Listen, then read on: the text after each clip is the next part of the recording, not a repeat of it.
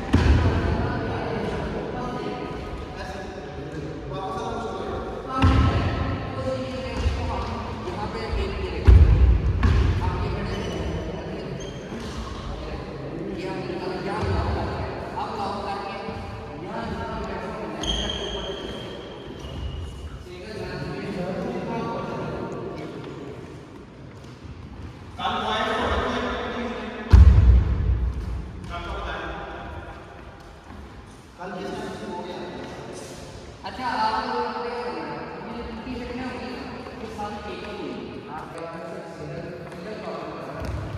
सिर्फ तो एक बंदा यहाँ खड़ा है, एक इकट्ठी